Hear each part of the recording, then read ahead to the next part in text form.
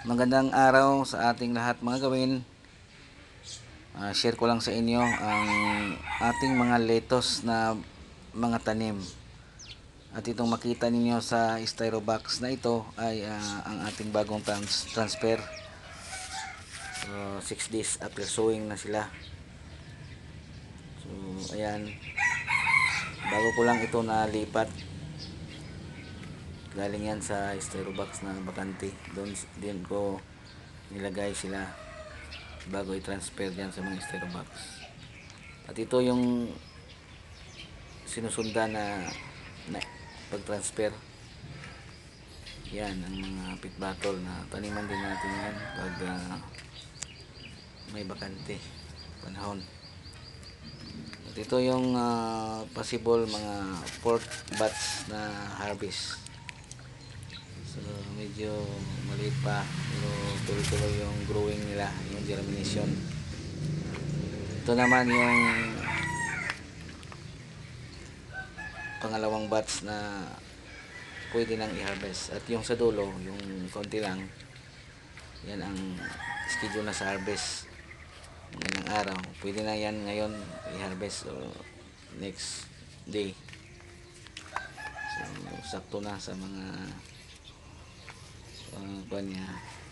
panahon sa pag-harvest. So ayan o, makita naman ninyo na malinis ang ating mga dahon sa lettuce. At ang variety nito ay ganon pa rin, Strosa lolobunda. So ayan mga gawin, kahit papano sa ating mini greenhouse ay tuloy-tuloy ang ating pagtanim. Hindi lang ako palaging nag-upload, pero ang ating production ay continue. So ayan, palagi ko itong monitor umaga hapon para maiwasan yung mga insekto o ma-minimize sila at hindi sila dumadami. So ayan, mayroon din tayong mga trap sa mga insekto. Kita naman ninyo na medyo mga maliit yung mga na-trap dito. So hindi talaga maiwasan na mayroong mga insekto sa ating mga tanim. Kahit sabihin nila na ang lettuce ay hindi daw madapuan ng mga insekto, pero hindi yan maiwasan, mayroon talaga yan. Especially yung butterfly.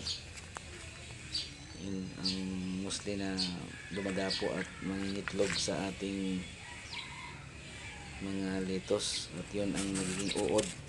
Kailangan yan na maiwasan.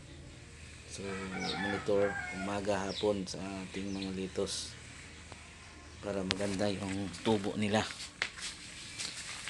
So ayan mga gawin, makita naman ninyo yan ang mga